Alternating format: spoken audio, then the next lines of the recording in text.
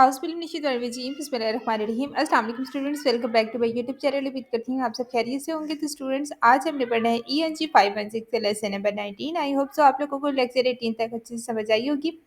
कोई कन्फ्यूजन होती है, कोई मसला होता है तो आप उसे कमेंट बॉक्स में पूछ सकते हैं, या किसी किस्म का भी क्वेश्चन हो तो आप मेरा व्हाट्सएप लिंक ज्वाइन कर लें। कोई भी सब्जेक्ट के हवाले से प्रॉब्लम होती है तो आप व्हाट्सएप ग्रुप में भी शेयर कर सकते हैं। लेसन 19 स्टार्ट करती हैं, टीचिंग बिजनेस स्पीकिंग स्किल्स 1। यहाँ पे हमारे पास टॉपिक नंबर 109 से स्टार्ट होता है, socialising. Socialising skills are important for BE learners, how to meet and greet peoples in various context before and in the between meeting at airport, in the car parks, or such passing each other in the corridor। Socialising skills का मतलब होता है कि दूसरों से जो है अच्छी तरीके से मिलना जुलना, यानी कि मीटिंग एंड ग्रीटिंग, खास तौर पर जो है बिजनेस सिचुएशन में। बिजनेस इंग्लिश सीखने वाले लोगों को ये स्किल जो है ज़रूर आनी चाहिए, क्योंकि उनका ज़्यादातर काम जो है कम्युनिकेशन पर होता है, चाहे किसी भी लैंग्वेज में हो। ये स्किल जो है मुख्तलिफ जगहों पर काम आती है, जैसे मीटिंग से पहले या दरमियान में किसी से मिलना, एयरपोर्ट या कार पार्क में, या फिर जब आप जो है कॉरिडोर में किसी से गुजर रहे हों तो कॉरिडोर में भी मुलाकात हो सकती है। बिजनेस वर्ल्ड में जो है वो अक्सर इंपॉर्टेंट इंटरेक्शंस ऐसी सोशल प्लेसेस पर होते हैं, जैसे रेस्टोरेंट, एयरपोर्ट, ट्रेड फेयर्स, या मीटिंग से पहले और बाद में जो है इनफॉर्मल बातचीत के दौरान। आगे क्या है कि एक्सपीरियंस बिजनेस पर्सन कहते हैं कि फर्स्ट इंप्रेशन बहुत इंपॉर्टेंट होता है, और अक्सर पहला इंप्रेशन उसी जो है वो सोशल इन्वायरमेंट पे बनता है। इसीलिए सोशलाइजिंग बहुत ज़रूरी है, क्योंकि ये रिपोर्ट यानी दोस्ती या अच्छे ताल्लुकात बनाने में मदद देती है। और जब आपका किसी के साथ जो है वो अच्छा रैपर बन जाता है तो बिजनेस रिलेशनशिप भी स्ट्रांग होती है। आगे है, so word language might be taught here. अब इस पैराग्राफ को देखिए तो यहाँ पे क्या बात हो रही है। यहाँ जो लैंग्वेज सिखाई जा रही है वो हमारे पास लैंग्वेज ऑफ सोशलाइजिंग, यानी वो ज़बान जो हम दूसरों से मिलने, बात करने और ताल्लुकात बनाने के लिए इस्तेमाल करते हैं, खासतौर पर बिजनेस सिचुएशन में। फॉर एग्जांपल, मीटिंग या ग्रीटिंग के लिए, डाइनिंग आउट के लिए, विजिटिंग पीपल होम्स के लिए, ठीक है। यानी जब आप किसी के घर जाएँ तो कैसे बात करें, कीपिंग अ कन्वर्सेशन गोइंग, बातचीत को दिलचस्प तरीके से जारी रखें, इनकरेजिंग अदर टू स्पीक, दूसरों को जो है बात करने का मौका देना। बिजनेस इंग्लिश लर्नर को ये सिखाया जाता है कि वो सोशल इंटरेक्शन को बिजनेस और प्लेयर दोनों के लिए जो है वो इफेक्टिव बनाए। मसलन जब वो किसी से बात कर रहे हैं तो उन्हें चाहिए कि वो अपने जो है कन्वर्सेशन पार्टनर के बारे में जो है वो ज़्यादा से ज़्यादा मालूमात हासिल करें, मगर ऐसे तरीके से, यानी अनऑब्स्ट्रिक्टिवली, कि दूसरा शख्स जो है कंफर्टेबल महसूस करे। एक और अहम स्किल है कि हम स्टोरी टेलिंग और एंटीडोट टेलिंग, यानी कोई छोटी दिलचस्प कहानी सुनाने की सलाहियत है। ये गुफ्तगू को जो है लाइवली और इंगेजिंग बनाती है। हमेशा याद रखिए कि लैंग्वेज हमेशा कॉन्टेक्स्ट के मुताबिक होनी चाहिए। अगर ज़बान अच्छी भी हो मगर जो है वो कल्चरल अवेयरनेस ना हो तो वो नाकामी और नाकाफ़ी होती है। मसलन एक बिजनेसमैन अगर गलत मौके पर जो है वो जॉब कर दे, या एक बिजनेसमैन ये ना समझे कि अल्कोहल मतलब मुख्तलिफ ममालिक जैसे सऊदी अरेबिया, फ्रांस, जापान में जो है बिजनेस सोशलाइजिंग में अलग किरदार अदा करती है, तो वो गलत इंप्रेशन दे सकता है। आगे है कि simple participation activities like role playing and simulations can easily be designed which enable learners to practice skills used for socializing in the safe environment। इस पैराग्राफ को देखा जाए तो इसमें बेसिकली बता रहे हैं कि सिंपल पार्टिसिपेटिव एक्टिविटीज़, यानी आसान और दिलचस्प क्लास एक्टिविटीज़ जहाँ जो स्टूडेंट्स खुद हिस्सा लें, जैसे रोल प्लेस हो गया, ठीक है, यानी स्टूडेंट्स किसी सिचुएशन में किरदार अदा करते हैं। सिमुलेशन यानी कि हकीकी हालात की जो है वो नकल करना। ये एक्टिविटीज़ लर्नर्स को एक सेफ एनवायरनमेंट पे जो है सोशलाइजिंग स्किल्स की प्रैक्टिस करने का मौका देती है। उसके बाद लोअर लेवल लर्नर्स के लिए जो है वो, जब लर्नर्स का लैंग्वेज लेवल कम होता है तो टीचर आसान एक्टिविटीज़ देते हैं, मसलन रियल रेस्टोरेंट मेन्यूज़ इस्तेमाल करवाना, ताकि जो है वो फूड एंड ड्रिंक वोकैबुलरी सीखें और रेस्टोरेंट कन्वर्सेशन का रोल प्ले करें, जैसे हमारे पास वेटर और कस्टमर की बातचीत हो गई। हायर लेवल लर्नर्स के लिए क्या होता है कि जब लर्नर्स का लैंग्वेज कंप्यूटर ज़्यादा होता है तो उन्हें सिखाया जाता है कि स्टोरी टेलिंग कैसे करें, यानी कोई तजर्बा या वाक़या कैसे शेयर करें, सोशल सिचुएशन में क्या कहना मुनासिब है और क्या नहीं कहना मुनासिब है, और कन्वर्सेशन मैनेजमेंट टेक्निक्स, यानी गुफ्तगू को मुनासिब तरीके से संभालना। उसके बाद आके कह रहे हैं कि टीचर लर्नर से ये सवालात जो है वो डिस्कस करवा सकते हैं, जैसे हमारे पास पहले क्या है, in what context is consider acceptable to talk about how much one earns, for example. पहले तो कि किस कॉन्टेक्स्ट में जो आप अपनी आमदनी, यानी हाउ मच वन अर्न्स के बारे में जो है बात करना मुनासिब समझिए। नंबर 2 क्वेश्चन पूछा हुआ है कि कब डिस्कस पोलाइटनेस डिस्कस करना सेफ है। नंबर 3, कब एक जो है वो सोशल कन्वर्सेशन को जो है बिजनेस कॉन्ट्रैक्ट की डिस्कशन में बदला जा सकता है। नंबर 4 आता है, और अगर कोई जो है वो डिफिकल्ट क्वेश्चन पूछे तो पोलाइटली उससे कैसे बचा जाए। नेक्स्ट पैराग्राफ पे चलते हैं। तो instruction for activities will have to be adjusted to suit the group. इस पैराग्राफ में बेसिकली हमें क्या समझाने की कोशिश की जा रही है, ये पैराग्राफ जो है वो टीचर्स के लिए हदायत देता है कि वो एक्टिविटीज जैसे रोल प्लेज या साइमुलेशन को लर्नर्स के ग्रुप के मुताबिक एडजस्ट करें। इसमें क्या है कि हर ग्रुप के लर्नर्स एक जैसे नहीं होते, इसलिए जो है वो एक्टिविटी इंस्ट्रक्शन को उनके मुताबिक बदलना पड़ता है। अब सबसे पहले क्या है कि प्री एक्सपीरियंस लर्नर्स जो होते हैं, इनकी एग्जाम्पल देखिए कि अगर ग्रुप में ऐसे लर्नर्स हैं जिन्हें अभी जो बिजनेस एक्सपीरियंस रही है, यानी वो बिगेनर्स हैं, तो टीचर्स को उन्हें जो है वो एक्स्ट्रा इन्फॉर्मेशन देनी होगी, जैसे उनकी पोस्ट जॉब के बारे में है, उनकी कंपनी का नाम और वो किस वजह से जो है इस मुल्क में आए हैं। इससे जो लर्नर्स को कॉन्टेक्ट समझने में आसानी होती है। उसके बाद अगर सेम कंपनी के जो लर्नर्स, अगर तमाम लर्नर्स एक ही कंपनी से है, तो टीचर हर लर्नर्स को अलग रोल दे सकता है, जैसे उनके जो है नेम्स, कंपनी डिटेल शामिल हो। इस तरह की एक्टिविटीज़ जो है वो ज़्यादा रियलिस्टिक लगती है। इसके बाद है कि अगर डिफरेंट कंपनीज लर्नर्स हो, कि अगर लर्नर्स मुख्तलिफ कंपनी से हैं, तो एक्टिविटी को जो है वो इस तरह डिज़ाइन किया जा सकता है कि वो सब उसी कंट्री में हों जहाँ वो अभी मौजूद है, यानी हर लर्नर्स अपनी असल नाम और अपनी जो है वो ऑन कंपनी का किरदार अदा करे, यानी अपनी असल कंपनी का किरदार अदा करे। उसके बाद टीचर का रोल इस पे क्या है कि ऐसी एक्टिविटीज़ में टीचर का काम सिर्फ देखना नहीं, बल्कि जो है वो सर्कुलेट यानी क्लासरूम में घूमना है, नोट्स लेना है, जहाँ लर्नर्स ने जो है वो वीक लैंग्वेज यूज़ की है और बाद में जो है वो सजेशन दे रहा है कि वो लैंग्वेज कैसे इम्प्रूव कर सकती है। साथ ही जो टीचर्स को एक गुड एग्जाम्पल्स और भी रिकॉर्ड करनी चाहिए, ताकि जो है फॉलो अप डिस्कशन में उन पर बात हो सके। उसके बाद हमारे पास टॉपिक 110 आता है, story telling meet the guest. Story telling is an engaging और amusing way which is often a key part of the effective socialisation. Story telling में हमें क्या बताया जा रहा है कि ये एक दिलचस्प, इंगेजिंग और अम्यूजिंग तरीका है, यानी मज़ाहिया तरीका है, जिससे जो सोशलाइजिंग स्किल्स बेहतर होती है। बिजनेस सिचुएशन में भी कहानी सुनाना या कोई जो है पर्सनल एक्सपीरियंस शेयर करना लोगों के दरमियान जो है रैपट बनाने में मदद देता है, यानी ताल्लुकात बनाने में।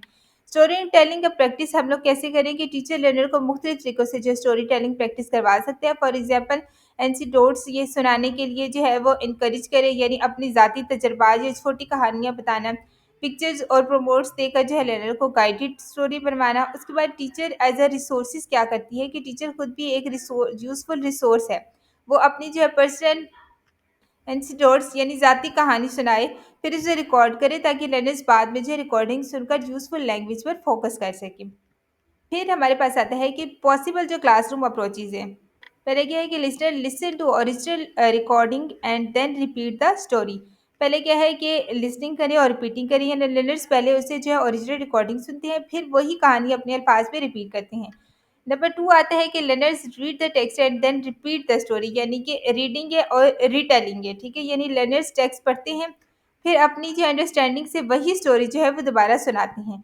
नंबर 3 हमारे पास आता है, teacher turns the text into a gap fill exercises by removing some words।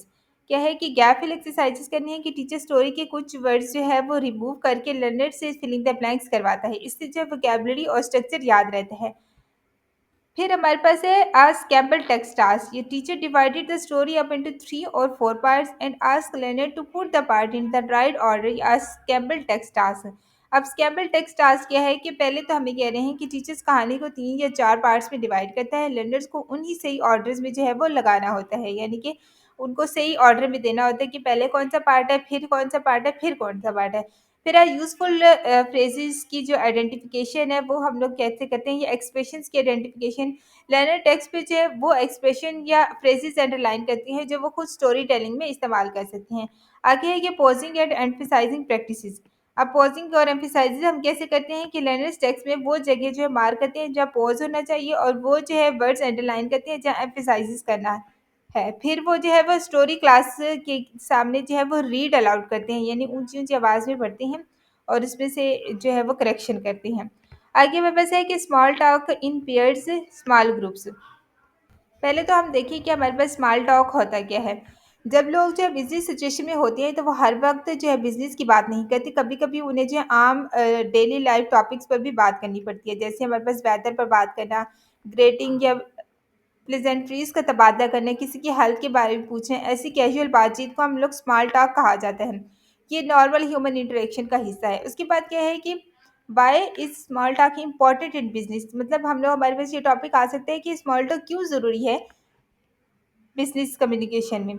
अच्छा, इसमें क्या है कि बिजनेस इंग्लिश ट्रेनर को सिर्फ बिजनेस टर्म्स नहीं सीखने चाहिए, बल्कि उन्हें जो है स्मॉल टॉक भी आना चाहिए, क्योंकि मीटिंग के दरमियान जो है वो, या कॉरिडोर, एयरपोर्ट या पार्क में जो है, या लंच में या डिनर के दौरान अक्सर ऐसे मौके आते हैं जहाँ जो सोशल इंटरेक्शन जरूरी होता है। यही वजह जगह है जहाँ जो है रैपिड यानी दोस्ती और कंफर्ट लेवल जो है वो बनता है। उसके बाद है कि स्मॉल टॉक प्रैक्टिस को जो है बिजनेस कम्युनिकेशन ट्रेनिंग का हिस्सा बनाना चाहिए। स्टूडेंट को सिखाया जाए कि वो पोलाइट डिस्कशन कर सके, चाहे मौजू जो है वो सिंपल हो या बोरिंग ही क्यों ना हो, जैसे वेदर या ट्रैवल प्लान्स वगैरह। उन्हें सिखाया जाना चाहिए कि अप्रोप्रिएट लैंग्वेज इस्तेमाल करें, यानी ना बहुत फॉर्मल ना ही बहुत कैजुअल। फ्रेंडली टोन रखें और दूसरों को जो है वो बात करने का मौका दें। ऐसा नहीं होना चाहिए कि आप खुद ही बात करते रहें और दूसरों को आप मौका ही ना दें। यानी स्मॉल टॉक को क्या रिक्वायर्ड होते हैं, पोलाइट डिस्कशन रिक्वायर्ड होते हैं, ओपन बैनल सब्जेक्ट रिक्वायर्ड होती है, ठीक है। और क्या होती है कि यूजिंग अप्रोप्रिएट लैंग्वेज, यानी कि अप्रोप्रिएट लैंग्वेज और वर्ड्स का इस्तेमाल करना चाहिए। टॉपिक 112 देखें तो हमारे पास है telephoning standard lexical phrases survival strategies. अब 112 टॉपिक देखिए, answer the telephoning stickers terror in the heart of the any language learners.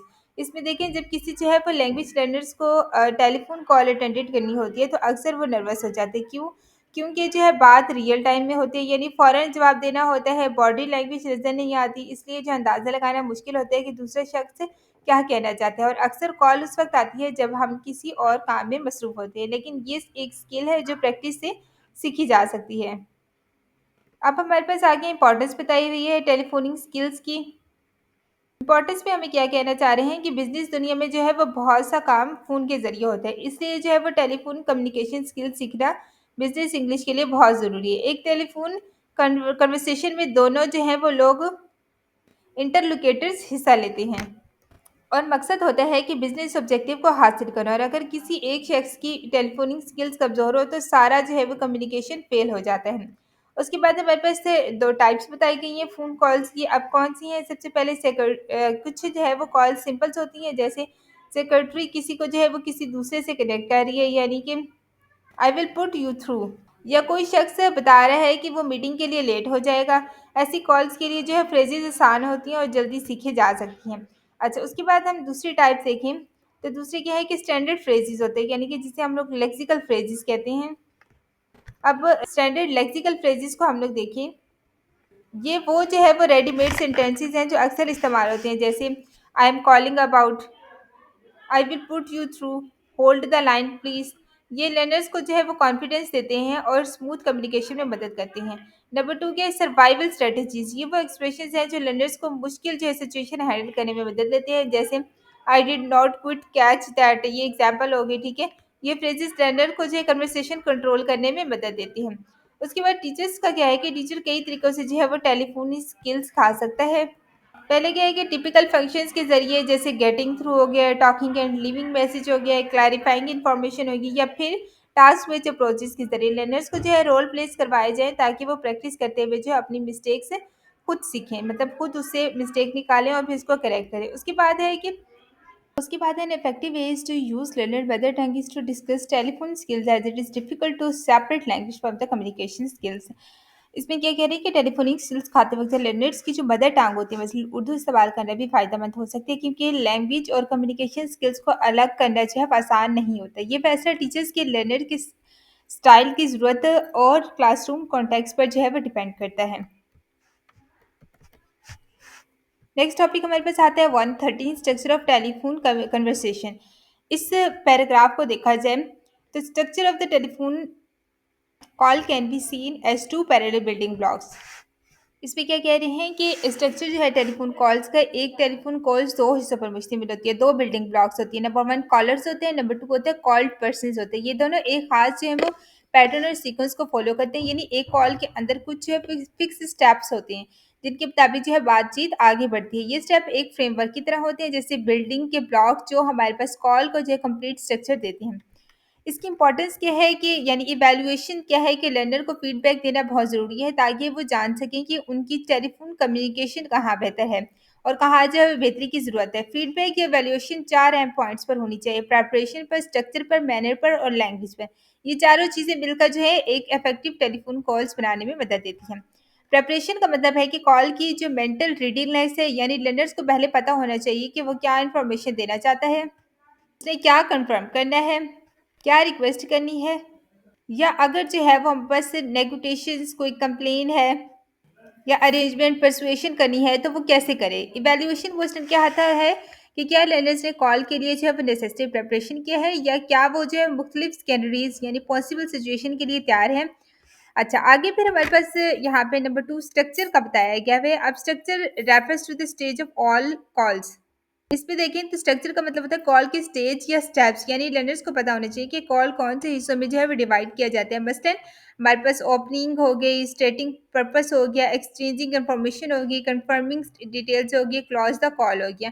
इसके बाद इवैल्यूएशन क्वेश्चन क्या है कि क्या कॉलर को कॉल के जो है डिफरेंट स्टेजेस का पता है, क्या उसके पास इतनी लिंग्विस्टिक और ऑर्गेनाइजेशन स्किल है कि वो कॉल को जो है स्मूथली और पर्पस के मुताबिक जो है वो आगे बढ़ा सकता है। नेक्स्ट पैराग्राफ है कि manners refer to the technical used for effective calls. इस पैराग्राफ को देखा जाए तो इसमें हमें राइटर कहना चाह रहा है कि मैनर्स का मतलब है कि वो टेक्निक्स या तरीका जो एक जो है वो इफेक्टिव टेलीफोन कॉल्स बनाने में मदद देते हैं, क्योंकि फ़ोन पर जो है आई कांटेक्ट नहीं होता, इसलिए सारा असर जो है वो आवाज़ पर होता है। इसकी इंपॉर्टेंस क्या है कि पहला तो हमारे पास होना चाहिए क्लियर वॉइस होनी चाहिए, यानी आवाज़ साफ हो, आसानी से समझ आने वाली हो, रेगुलर फीडबैक हो, यानी दौरान गुफ्तगू दूसरे शख्स समझ रहा हो या नहीं, ये ज़ाहिर करने के लिए छोटे से फीडबैक वर्ड्स इस्तेमाल करें, जैसे आई सी, आई अंडरस्टैंड, राइट, ओके। उसके बाद हमने पोलाइट और हेल्पफुल टोन इस्तेमाल करनी है। आवाज़ का टोन हमेशा फ्रेंडली, पोलाइट, प्रोफेशनल होना चाहिए। ज़रूरत पड़ने पर परसुएसिव यानी कायल करने वाला लहजा भी रखें। उसके बाद do not leave the caller hanging, यानी फ़ोन पर दूसरे शख्स को ज़्यादा देर खामोश ना रहने दें, यानी 10 सेकंड से ज़्यादा उसको खामोश ना रखें, ठीक है? ये हमारे पास जो है कि गैर मज़हब तरीका है। अच्छा, उसके बाद है कि प्रॉपर जो क्लोजिंग होती है, प्रॉपर क्लोजिंग आपने कैसे करनी है? यानी आपको फ़ॉलो अप एक्शन कैसे कि कॉल के आखिर में जो है हमेशा फ़ॉलो अप एक्शन की बात करें, जैसे I will email you the detail, I will call you back tomorrow. ये हमारे पास क्या है कि एक प्रॉपर क्लोजिंग है। अच्छा, उसके बाद आगे लैंग्वेज है कि लैंग्वेज में क्या कह रहे हैं कि लैंग्वेज का मतलब है कि लर्नर्स की जो लिंग्विस्टिक एबिलिटी है, यानी वो किस तरह जो है लैंग्वेज यूज़ करते हैं। इसमें शामिल क्या-क्या है? करेक्ट ग्रामर होती है, एप्रोप्रिएट वोकैब्युलरी होती है, गुड प्रोनाउंसिएशन होती है। फिर है कि बेटर परफॉर्मेंस के लिए ज़रूरी है कि टीचर और लर्नर मिलकर ये तय करें कि इफेक्टिव फ़ोन कॉल्स के एलिमेंट्स क्या हैं, प्रैक्टिकल कॉल्स करवाएँ ताकि जो है लर्नर्स और उन एलिमेंट्स को जो प्रैक्टिकली यूज़ कर सकें। आखिर में फीडबैक दें, यानी लर्नर्स की जो स्ट्रेंथ और वीकनेस पर जो है वो बात करें, ताकि जो है वो लर्नर ज़्यादा बेहतर तरीके से परफॉर्म कर सके। नेक्स्ट हमारे पास आता है topic number 114, speaking on the phone. Various activities can be use for practising speaking on the phone. Practitioner phone calls requires both a bank of the short phone exercises भी होती हैं, और फिर हमारे पास जो है वो आगे लॉन्ग फोन एक्सरसाइजेज भी होती हैं, लॉन्ग एक्टिविटीज़ भी होती हैं। इस पैराग्राफ को देखा जाए तो पहले तो कह रहे हैं कि टेलीफोन कम्युनिकेशन सीखने के लिए जो है प्रैक्टिस बहुत ज़रूरी होती है। लर्नर्स को सिर्फ फ्रेजेस याद नहीं होनी चाहिए, बल्कि होनी चाहिए रियल लाइफ सिचुएशन में बोलने की प्रैक्टिस भी करनी चाहिए। टाइप ऑफ प्रैक्टिस एक्टिविटीज़ क्या हैं कि फ़ोन प्रैक्टिस के लिए 2 तरह की जो है एक्टिविटीज़ इस्तेमाल की जा सकती हैं। पहले हमारे पास कह रहे हैं कि शॉर्ट फ़ोन एक्सरसाइज़ेज़ होती हैं। ये छोटी एक्टिविटीज़ होती हैं जो स्पेसिफिक टेक्निक्स और लैंग्वेज फ्रेजेस सिखाने के लिए जो है वो बनाई जाती हैं। अगर जैसे हम लोग कहते हैं कि ग्रीटिंग द कॉलर, ठीक है, मतलब सलाम करना, गुड मॉर्निंग या इस तरह करके, तो ये हमारे पास छोटी एक्टिविटीज़ होती हैं। ये एक्सरसाइज़ेज़ लर्नर को कॉन्फिडेंस देती हैं और बेसिक कम्युनिकेशन पैटर्न जो है वो सिखाती हैं। उसके बाद हमारे पास लॉन्ग फ़ोन एक्टिविटीज़ होती हैं। ये जो होती हैं डिटेल एक्सरसाइज़ेज़ होती हैं, जहाँ लर्नर्स को पूरा जो इंटरेक्शन करना होता है। मसलन किसी बिज़नेस डील पर बात करनी होती है, ठीक है, कोई कंप्लेंट हैंडल करनी होती है, मेकिंग अ चेंजिंग और अपॉइंटमेंट लेनी होती है। ऐसी एक्टिविटीज़ में लर्नर को पूरा जो है वो एक कन्वर्सेशन स्ट्रक्चर बनाना होता है, ये लिसनिंग प्रैक्टिस जो है वो मिलती है। अच्छा, उसके बाद आगे हमारे पास है पब्लिश्ड बैकग्राउंड जो होता है उसको हम लोग देखें। बहुत से जो पब्लिश्ड मटेरियल्स जैसे हमारे पास बिजनेस इंग्लिश की कोर्स बुक्स में जो है ऐसी एक्टिविटीज़ शामिल होती हैं जो शॉर्ट और लॉन्ग दोनों तरह की जो है फ़ोन प्रैक्टिस के लिए मददगार होती हैं। लर्नर्स की जो प्रोफेशनल बैकग्राउंड है, अगर लर्नर्स का सेम प्रोफेशनल बैकग्राउंड है, मसलन सब जो है वो बैंक एम्प्लॉइज़ हैं, ये डॉक्टर्स हैं, तो टीचर के लिए आसान होता है कि वो जो है वो टिपिकल फ़ोन कॉल की लिस्ट बना ले जो वो डेली अपनी ज़िंदगी में करते हैं या वसूल करते हैं। टीचर्स लर्नर के लिए जो है कम्युनिकेशन कॉन्टेक्स्ट बना सकते हैं, यानी ऐसी सिचुएशन जिनमें जो है वो प्रैक्टिस कॉल करें। ये कॉन्टेक्स्ट या तो पब्लिश मटेरियल से लिए जा सकते हैं या लर्नर्स के लिए जो है वो एक्सपीरियंस और नीड्स पर जो है वो डिपेंड करते हैं। उसके बाद हमारे पास एडवांटेजेस की बात की। Advantages using role play activities at the lower level is the key lectures is repeated and allow learner to concentrate on the caller concerns. इसमें देखें तो पहले तो हमें कह रहे हैं कि ये पैराग्राफ रोल प्ले एक्टिविटीज़ के बारे में है, जो खासतौर पर जो है वो टेलीफोन स्पीकिंग की प्रैक्टिस के लिए इस्तेमाल की जाती है। लोअर लेवल पे जो है वो रोल प्लेस का सबसे बड़ा फ़ायदा ये है कि इसमें जो है वो की लेक्चर्स बार-बार दोहराए जाते हैं, जिससे जो स्टूडेंट्स को अल्फाज याद हो जाते हैं, ठीक है? इसके अलावा जब वो जो है हकीकत में फ़ोन पे बात करते हैं, तो वो कॉलर की कंसर्न्स यानी मिसाल की ज़रूरत बेहतर तवज्जो उस पे दे सकते हैं। टीचर ऐसी एक्टिविटीज़ में कार्ड्स और टेप रिकॉर्डर का इस्तेमाल करते हैं। मिसाल के तौर पे एक एक्टिविटी में स्टूडेंट्स को पैगाम छोड़ने यानी कि लीविंग अ मैसेज की प्रैक्टिस करवाई जाती है। हर स्टूडेंट्स को जो है 5 मिनट दिए जाते हैं ताकि वो अपना पैगाम रिकॉर्ड करे। फिर पूरी क्लास में जो है पैगाम सुनती है और आखिर में जो है वो ओरिजिनल मैसेज दिखाया जाता है ताकि स्टूडेंट्स अपनी गलतियाँ देख सकें और दूसरे स्टूडेंट्स जो है उसपे फीडबैक देते हैं। इसी तरह जो है वो एक सिंपल कन्वर्सेशन की प्रैक्टिस के लिए जो है वो नंबर्ड कार्ड इस्तेमाल किए जाते हैं। स्टूडेंट्स उन कार्ड को पढ़ते हैं और फिर जो है मुश्किल अल्फाज से उसमें वाज़िया होते हैं, क्लैरिफाई वर्ड्स होती हैं और फिर उसी नंबर पे जो है वो दूसरे स्टूडेंट्स के साथ रोल प्ले करते हैं। बाद में वो मुख्तलिफ पार्टनर्स के साथ जो है दोबारा वही जो है वो कन्वर्सेशन दोहराते हैं ताकि फ्लुएंसी बढ़े। तो यानी कि उसको बार-बार जो है रिपीट करते हैं। आगे फिर हमारे पास ऑथेंटिक मटेरियल्स कौन से हैं, ऑथेंटिक डॉक्यूमेंट्स कौन से कह रहे हैं कि कभी-कभार जो ऑथेंटिक डॉक्यूमेंट्स यानी असल जो डॉक्यूमेंट्स होते हैं जैसे कॉन्ट्रैक्ट का इस्तेमाल भी जो किया जाता है। हर स्टूडेंट्स को जो है वो कॉन्ट्रैक्ट की एक कार्ड कॉपी दी जाती है।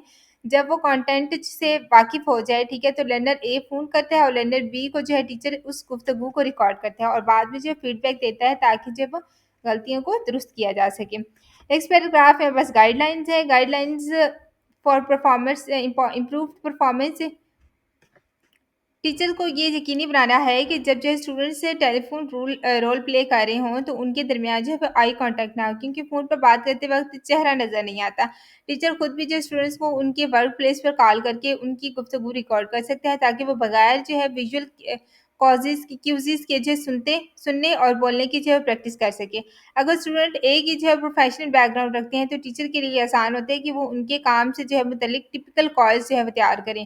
फिर आगे कह रहे हैं कि जब जो है वो हायर लेवल पर स्टूडेंट पहुँच जाएँ, तो उनके लिए जो है वो कॉम्प्लेक्स रोल प्लेस बनाएँ, यानी मुश्किल बनाएँ, जिससे जो है वो इंटरकल्चरल एलिमेंट्स यानी मुख्तलिफ कल्चर के पहलू भी शामिल हों, यानी कि डिफ़िकल्ट कल्चर्स के लोग और पॉइंट्स उसमें शामिल किए जाएँ। तो स्टूडेंट्स ये था हमारे पास सीएनजी 516 से lecture number 19। I hope so आप लोगों को इस लेक्चर की अच्छे से समझ आई होगी। कोई मसला होता है तो मुझसे कमेंट बॉक्स में पूछ लिया करें। आई होप सो आप लोगों के लिए ये लेक्चर हेल्पफुल रहा होगा। अगर आपको मेरी वीडियो अच्छी लगी है तो like share and subscribe my channel. Thank you so much.